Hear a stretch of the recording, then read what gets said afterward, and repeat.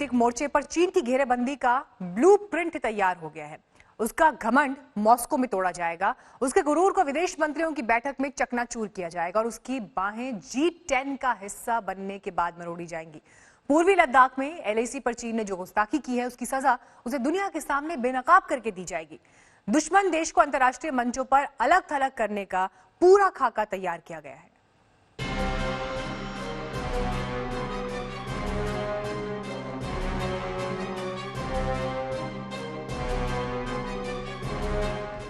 सरहद पर चीन को सबक सिखाया।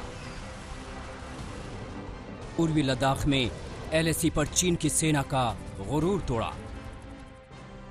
अब बारी उसको कूटनीति मोर्चे पर भी पटखनी देने की है। भारत के इस प्लान से दुश्मन हैरान भी होगा और परेशान भी। अंतर्राष्ट्रीय स्तर पर चीन को अलग थलग करने का जो ब्लूप्रिंट तैयार हुआ, उससे फड़फड़ा जाएगा ड्रैगन। शी जिनपिंग की रातों की नींद हराम हो जाएगी। मौजूदा हालात में कूटनीतिक स्तर पर पहला तमाचा उसे रक्षा मंत्री राजनाथ सिंह के मॉस्को दौरे पर लगेगा। रूस से न्योता मिलने के बाद रक्षा मंत्री राजनाथ सिंह आज मॉस्को के लिए रवाना हो रहे हैं। वहां दूसरे देशों के नेताओं से तो मिलेंगे, लेकिन चीन के नेताओं से नहीं करेंगे मुलाकात। ये संदेश चीन को तिलमिला देगा। लद्दाख में चीन ने जो किया है, उसका खामियाजा उसे अंतर्राष्ट्रीय फोरम पर भी देखने को मिलेगा। मॉस्को में चीन की ऐसी बेइज्जती होगी कि वो पानी पानी हो जाएगा। सबके सामने चीन जलील हो जाएगा। भारत में जिस तरह का रोष है, जिस तरह की प्रतिक्रिया है, उसको देखते हुए भारत सरकार एक क्लियर मैसेज चीन को देना चाह रही है कि जब भी ग्लोबल प्लेटफॉर्म्स पर भी अगर भारत और चीन एक साथ आएंगे तो भारत अपनी बात सिर्फ चीन को ये कहने के लिए रखेगा कि चीन को अपना जो बिहेवियर है उसको बदलना पड़ेगा, नहीं तो द्विपक्षीय संबंधों में दरार पड़ी रहेगी। और जो ये इस मॉस्को में जो राजनाथ सिंह की विजिट है, वहाँ पर वो एक मैसेज चीन को देना चाह रहे हैं। नाजी जर्मनी पर विजय हासिल करने की 75वीं वर्षगांठ पर आयोजित कार्यक्रम में हिस्सा लेने राजनाथ सिंह मॉस्को जा रहे हैं।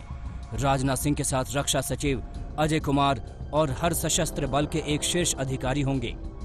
24 जून को पहली बार मॉस्को के रेड स्क्वायर पर भारतीय सैन्य टुकड़ी भी विक्ट्री डे समारोह का हिस्सा बनेगी। चीन के साथ खराब रिश्ते के बीच राजनाथ सिंह का मॉस्को का यह दौरा काफी अहम हो जाता है। रक्षा मंत्री राजनाथ सिंह 3 दिन के दौरे के लिए मॉस्को जा रहे हैं, विक्ट्री डे परेड में शामिल होने। लेकिन चीन के लिए पहला झटका और भारी झटका नहीं मिलेंगे चीन के डेलीगेशन के साथ। कूटनीतिक मोर्चे पर चीन को एक और झटका 23 जून को ही लग जाएगा। रशिया, इंडिया, चाइना यानी RIC ग्रुपिंग की विदेश मंत्रियों की वीडियो कॉन्फ्रेंसिंग में भी चीन बेनकाब हो जाएगा। रूस, भारत और चीन के बीच ये डिजिटल बातचीत तो होगी, लेकिन चीन के साथ द्विपक्षीय बातचीत की कोई गुंजाइश नहीं। तीनों मुल्कों के बीच कोरोना वायरस और आर्थिक मुद्दे पर चर्चा होगी। इस मीटिंग में भी चीन की अकड़ ढीली की जाएगी।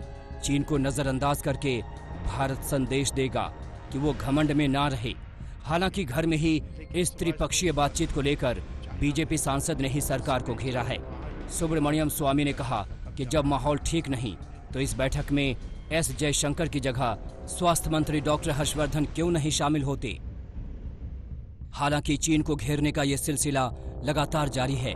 इसको असली झटका सितंबर में लगेगा, जब G7 का विस्तार होगा। प्रधानमंत्री नरेंद्र मोदी इस बैठक में हिस्सा लेने खुद जाएंगे। इसी बैठक में G7 बन जाएगा G10, यानी दुनिया के ताकतवर लीग में भारत की हो जाएगी एंट्री। इस लीग में शामिल होने का न्योता खुद अमेरिका के राष्ट्रपति डोनाल्ड ट्रंप ने दिया। अंतर्राष्ट्रीय स्तर पर चीन के खिलाफ बड़ी घेराबंदी। जब सितंबर में G7 G10 बन जाएगा और भारत उसमें शामिल होगा, तब चीन अकेला पड़ जाएगा। अमेरिका में सितंबर में होने वाली इस बैठक में भारत के साथ दूसरे देशों को भी G10 का हिस्सा बनाया जाएगा।